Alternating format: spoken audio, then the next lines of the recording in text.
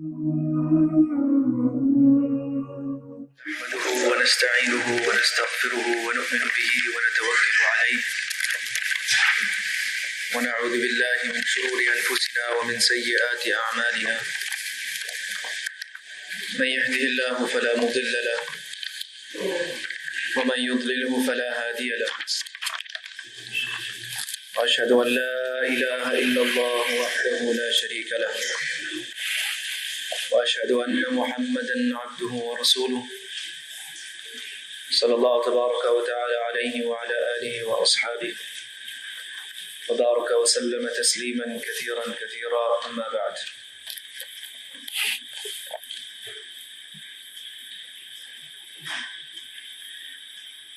Last week we started this hadith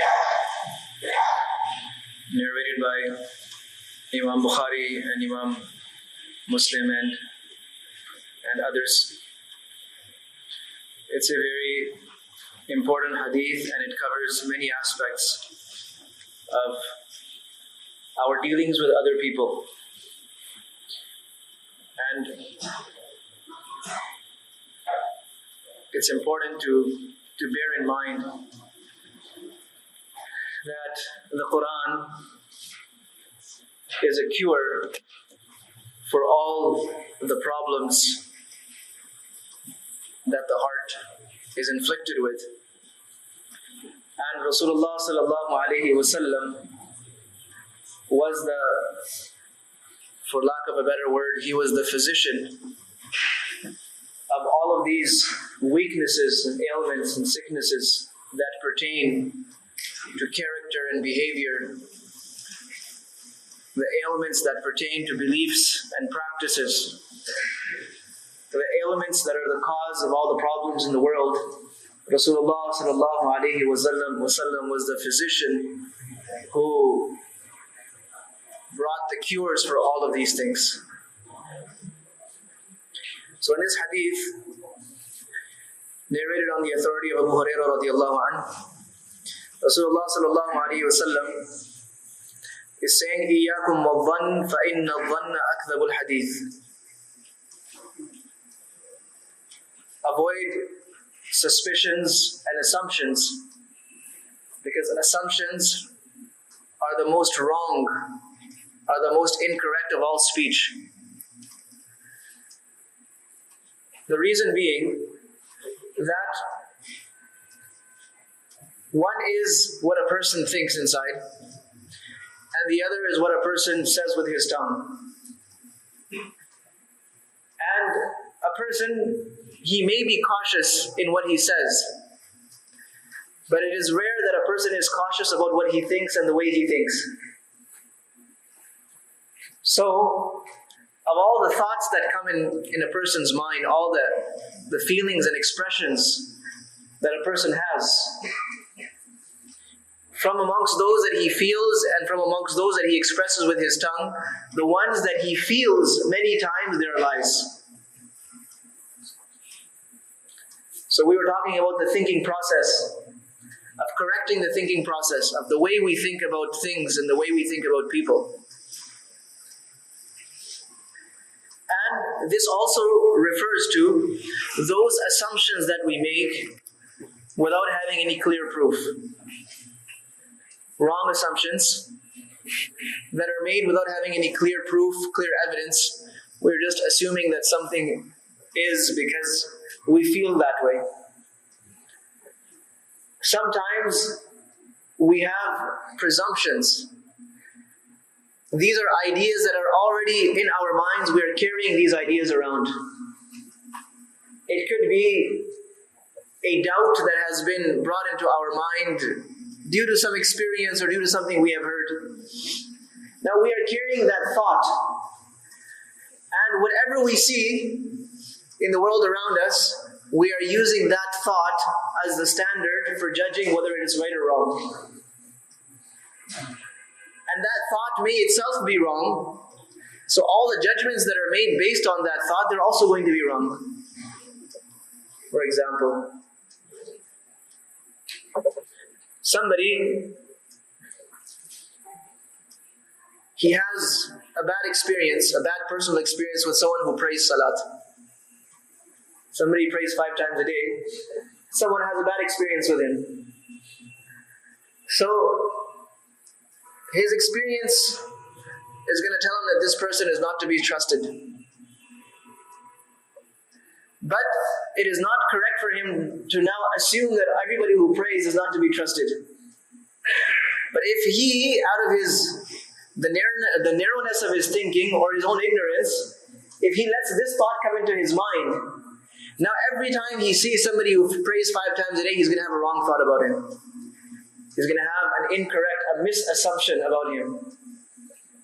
And this person is going to be guilty of this sin of su'ul dhan. Now, even if somebody good comes along from those who pray 5 times a day and tries to tell him something good, he's going to close his mind. Say, no, I know these guys. I know what they're all about. So he will deprive himself of khair, and he will be guilty of this, you see, of this sin, of this mistake, of having wrong assumptions about believers. This is just an example. This can apply to anything. Sometimes shaitan brings a thought about a specific caliber or category of people. Like I gave the example of people who pray salat. Shaitan may bring this idea in one's mind about people who do other religious activities. Sometimes it may not have anything to do with religion. It may have something to do with a culture or with an ethnic background. Somebody has a wrong experience with somebody. Obviously, everybody is from some background. Now, he has a wrong experience with somebody, you see, from a specific ethnic background. Now he makes a judgment. He makes a judgment that all of these people are like this.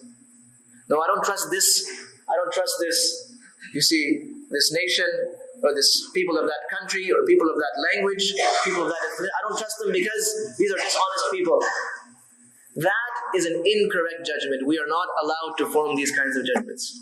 And in fact, it is those judgments that are incorrect that are being addressed in this hadith. And most of the time, because these judgments are wrong, Nabi sallallahu alaihi wasallam is saying, "Inna dhanna akdhabul hadith."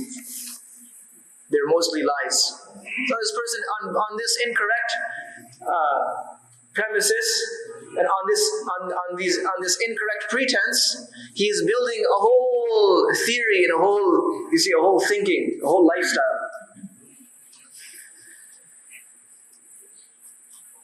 So we are not to assume anything. Once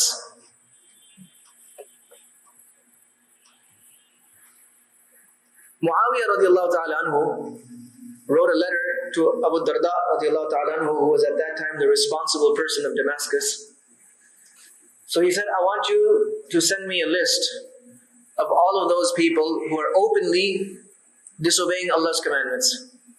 Openly. They're committing crimes or they're breaking the major commandments of Allah subhanahu wa ta'ala. They're breaking them openly. I want you to send a list.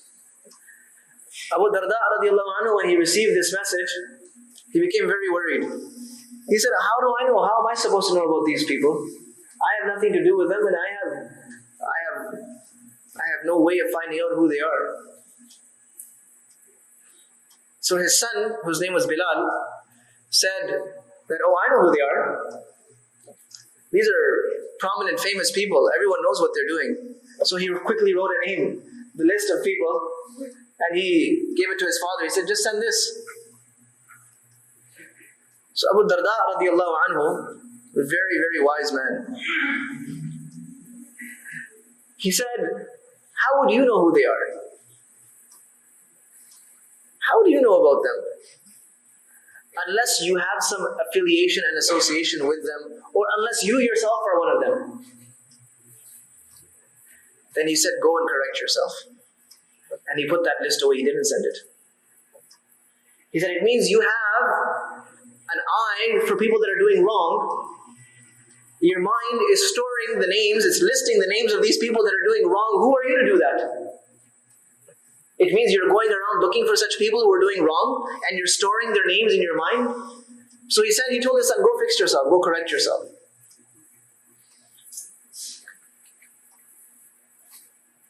Imam Bukhari rahmatullahi alayhi has quoted this narration in Al-Adab al-Mufrad. Another riwayah quoted by Imam Bukhari rahmatullahi alayhi in that same book, that Abdullah ibn Mas'ud radiallahu anhu says that sometimes someone gets something stolen from him. So there's one person who's stealing and the other person who's the victim of that theft. He says sometimes that person who got something stolen from him, he has such a bad reaction and such a negative reaction to that theft,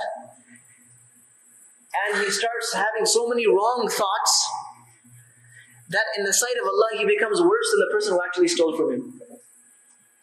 Sometimes this person, his thoughts, I'll tell you, if for example that person happened to be someone who's religious, he starts blaming all religious people.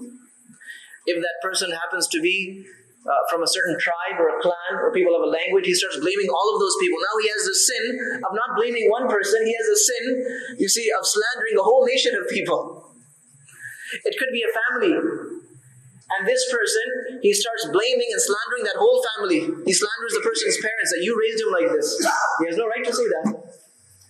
So he goes on in this negative reaction to such an extent that he falls lower than the person who actually committed that crime.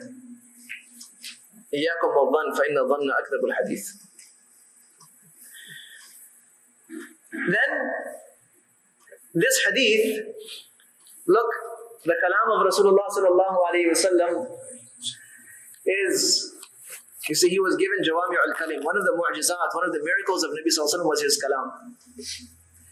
In this beginning part of the hadith, which we spoke about in detail last week, he addresses the root cause of all the other things that are to be discussed in this hadith that we will touch on today.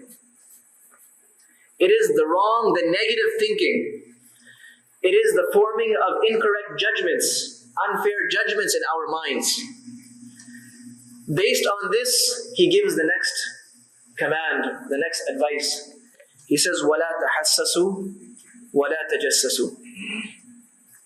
Don't go trying to listen. We give different interpretations for tahassus and tajassus. And one of the interpretations of tahassus was to use your senses. It's from hiss. To use your senses, meaning your eyes or your ears, to listen on to what people are saying or to spy on people. To see what you can get, what information you can get. Always hearing to see who's done something wrong, who's done something bad. Or trying to, collect information about people. And tajassus means you're going one step beyond that. You're not even now just relying on what you've heard or what you've seen, but now you are trying to dig into things that you haven't seen. Things that you don't know about. Now you are starting to investigate. So both things we have been prohibited from. Where does that start? Where do you suppose that started?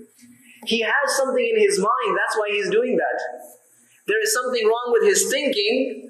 There is something wrong with the way he's thinking that is causing him to go and, and sort of, poke around, poke his nose where it doesn't belong. It's starting with an incorrect method of thinking inside. Then the next advice, وَلَا تَحَاسَدُوا. Don't be jealous of one another. Don't be jealous. Jealousy, the definition of jealousy, is to wish for someone to be deprived of something. تَمَنِّي زَوَالِ نِعْمَةِ الْغَيْرِ. To wish that a blessing that somebody has is no longer with him. So it could be anything. It could be a ni'mah of dunya, could be wealth, could be children, could be health, could be happiness, could be some quality that he has, a skill that he has. These are all ni'mas of Allah subhanahu wa ta'ala. It could be something of, deen, piety, somebody is doing a lot of work of deen, he wishes that that person should stop doing that good. That is hasad. Whether he gets it or not is secondary.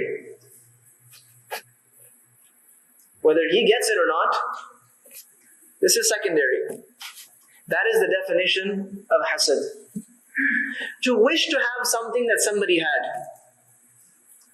without wishing that that should leave him, this is called ghibta. This is envy. Somebody has something, says, oh, I wish I had one of those too. This is not haram. This is not haram. To wish that you had something that someone else has, by in itself is not haram. Of course, if it's things of dunya, then there's another rule that applies. That in deen, we should look at people that are higher than us, and in dunya, we should look at people that are lower than us. And we should not, always be wishing to have what other people had, because it leads to greed, and that takes one away from Allah subhanahu wa ta'ala. That's a separate point. But for the thought to come in one's mind that, if I had that, it would be nice. This by itself is not haram. Same thing in things of deen. You see somebody who is doing a lot of ibadat, say, oh, I wish I could do a lot of ibadat as well. This is ghibta. That is not what is being talked about in this hadith. We are talking about, in this hadith, that sentiment that it swells up very quickly inside a person and it's not always voluntary. It comes up inside a person when we see someone who has something that we don't. We say, man, why does he have that? How come he has it? He shouldn't have it. This is hasad, this is haram. And a person who does that, ulama have written that that person is actually filing a complaint to Allah. He is making an objection against Allah. As if he is trying to say that Allah subhanahu wa ta'ala made a wrong decision by giving it to that person and not to this person. So hasad is a bigger crime than meets the eye. So Nabi Sallallahu Alaihi Wasallam is saying, La tahasadu. Don't be jealous of one another. One person is thinking something negative about one person, and the next guy is also thinking something negative about the first fellow. When this happens in the ummah, the hasud is when multiple people are involved. When this starts happening in the ummah, you have a nation of people or a community of people, all of whom want to see the other one stripped of something. Everyone wants to see the next person deprived of something.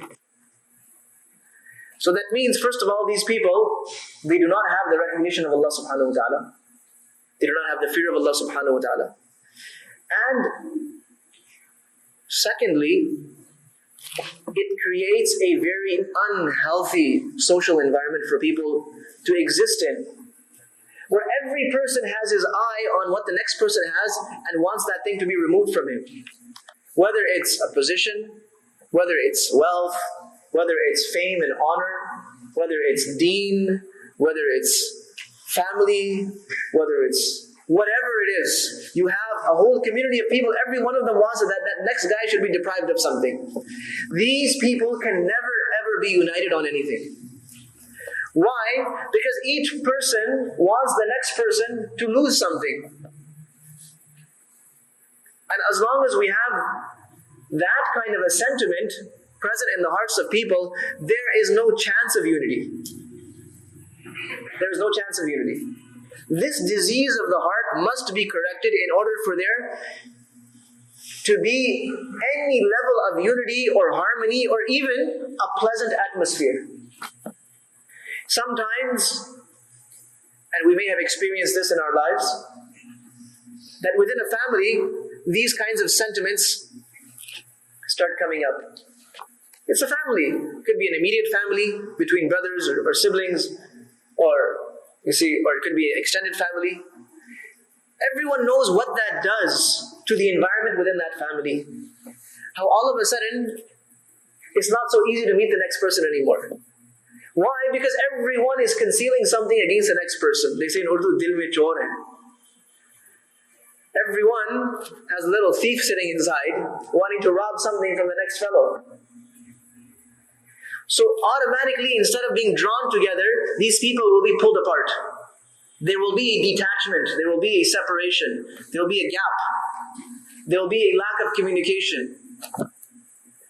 And that is going to lead to strife.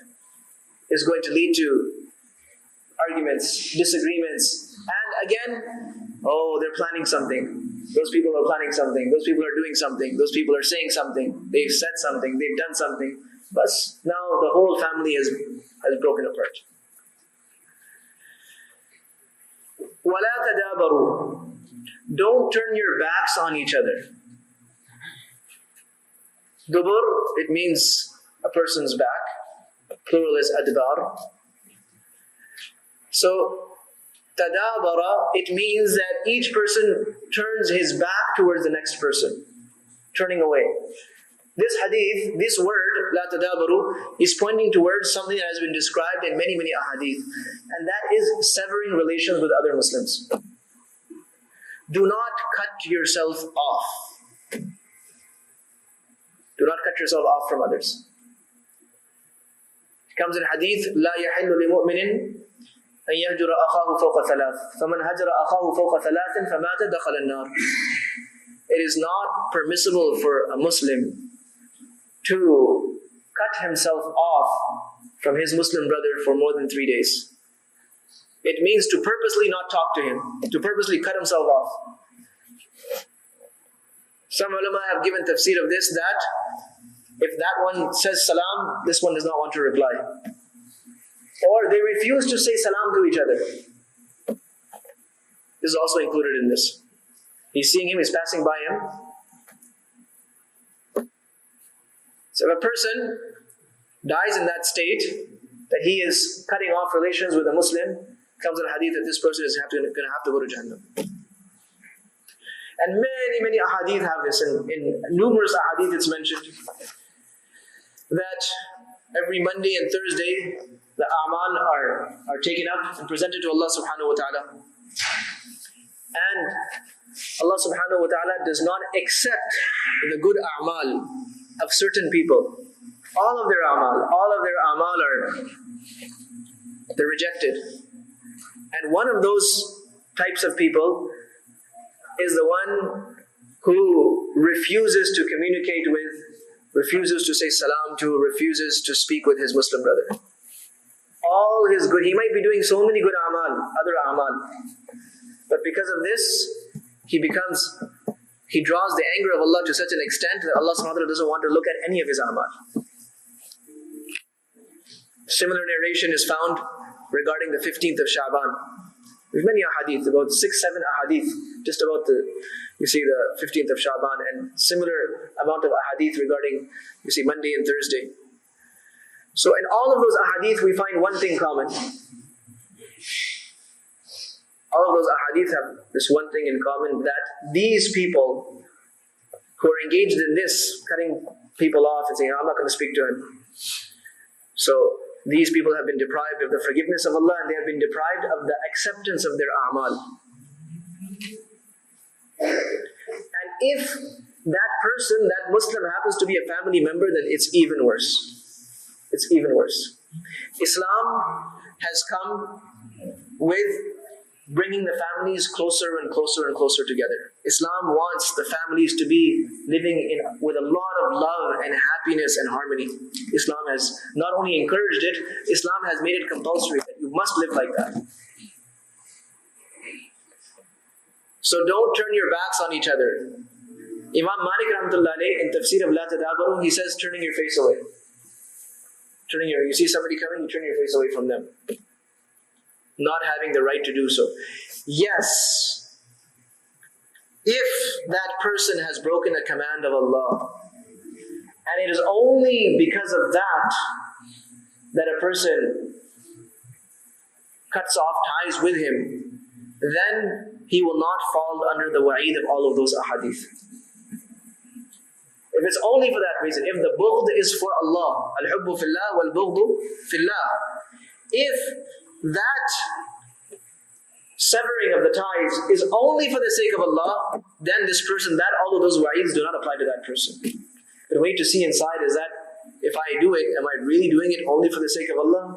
Or are there some other motives and other elements also? وَلَا تَبَاغَضُوا. Don't have hatred and ill feelings towards one another. Don't have ill feelings. It comes in one hadith that فَإِنَّ الْبَغْضَةَ هِيَ الْحَالِقَةِ, that to have ill feelings towards Muslims, this is like a blade that shaves away all of your a'mal, just like a blade shaves away someone's hair. Just like that, this is like a blade that just slices away all the good a'mal and wastes them.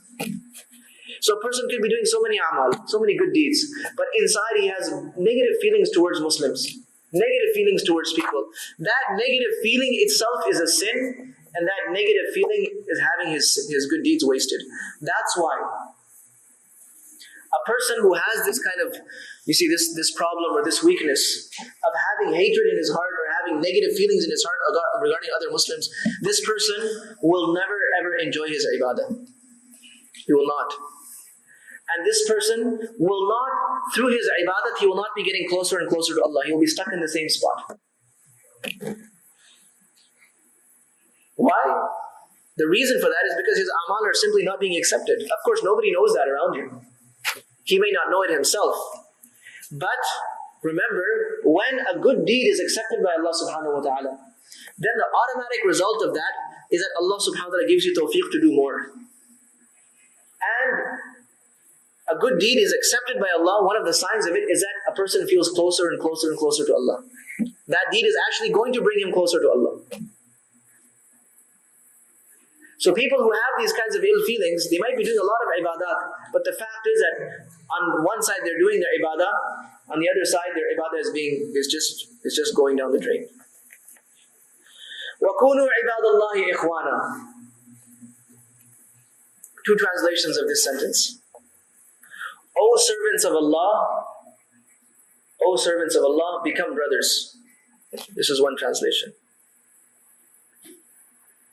And the other translation is, become the servants of Allah in a state that you are living like brothers. And both interpretations are correct.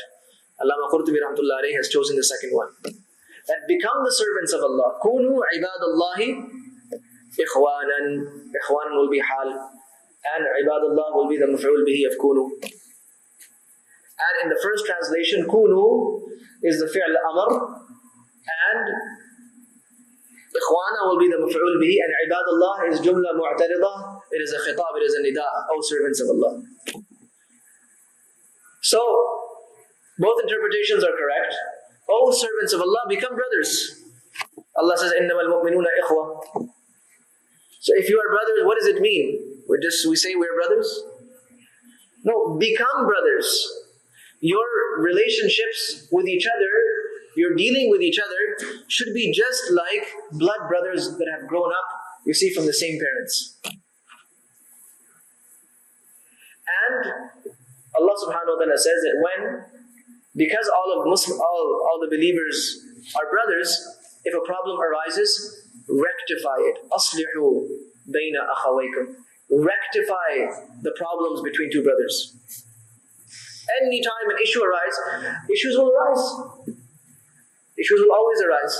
Sometimes out of misunderstanding, sometimes because of somebody's mistake in overdoing something or in underdoing something. Ifrat and tafrit. So misunderstandings and small conflicts will arise, but as soon as it arises, settle it. Rectify it. Don't let it carry on for days and then weeks and then months and then years and make it a divide between brothers, between families, between friends. Don't let that happen. And according to the second interpretation, become the servants of Allah, become the slaves of Allah in such a way that you are also brothers. Yani do the worship of Allah subhanahu wa ta'ala together, with togetherness. Don't let your worship pull you away from others. Instead, you should be worshipping Allah subhanahu wa ta'ala in such a state that you are joining the brotherhood and increasing the brotherhood of Muslims. And if you are doing that, then it means your worship is on the right pattern. And if your worship is segregating you from people, making you cut yourself off from people, making you doubt and suspect people, or making you sever relations with people, it means something is wrong with your worship also. So these are the golden advices that are mentioned in this hadith. In other ahadith, other narrations of the same hadith, other words have also been added. In one hadith, وَلَا تَنَاجَشُوا has been mentioned. Najash means that if a person is going to purchase something, so A is purchasing from B, C comes along, he sees that there's a deal going on. So he asks B, how much are you going to sell that for? He says, well, I'm selling it to him for $20. So C says, you know what, I'll pay you $25. But he doesn't have the intention to buy it. Inside his heart, he has this wicked idea. He says, why is this guy getting such a good deal? He should pay a little bit more. Then he forces that person also to raise his bid. He says, okay, fine, I'll give 30. He says, okay, fine, I don't want it anymore. So he raised the price of it, not for any benefit of himself, but just to harm that next person. This is also haram. It's called najish. And anything directly or indirectly that results in that, just to mess up a deal or mess up something just to make somebody suffer a little bit more, this is not permissible. And وَلَا يَبِعْ بَعْضُكُمْ عَلَى بَيْعِ بَعْضٍ.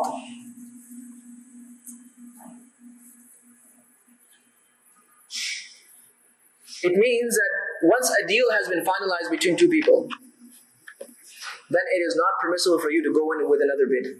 Once a deal has been, one is that, offers are coming in for something, a commodity. Could be anything. The person is open. So one person makes a bid and the other person makes another bid. There's nothing wrong with that. But once a bid has been accepted and an understanding has been reached that this person is going to buy this for that much, now it is not permissible for you to come in and try to break that deal and say, no, brother, don't sell it to him. You know what, I'm going to give you more. This is not permissible. Of course, things like this are going to break apart the ummah. Another hadith, another riwayah, that لا يخطب أحدكم على خطبة أخيه. Same thing applies to marriage.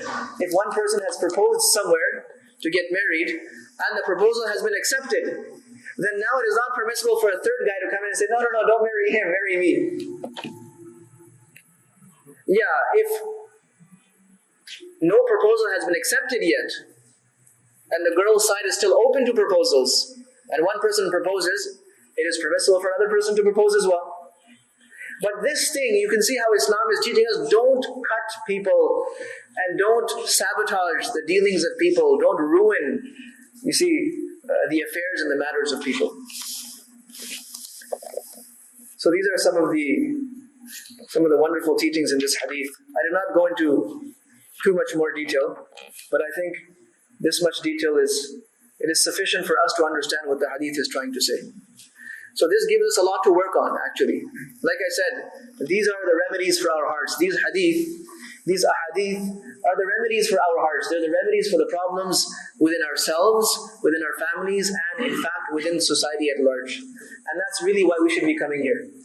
And when we come with this intention that inshallah I'm going to get cures and solutions from the hadith of Nabi Sallallahu Alaihi Wasallam, then you will see that you will get a very clear and a proper understanding of that hadith. May Allah subhanahu wa ta'ala give us all the understanding and enable us to implement these things in our lives and revive these teachings in the entire ummah. I wanted to make one quick consultation with you. As you can see, the time for Maghrib is getting later and later. And I know that some brothers, they also come from some distance. If you brothers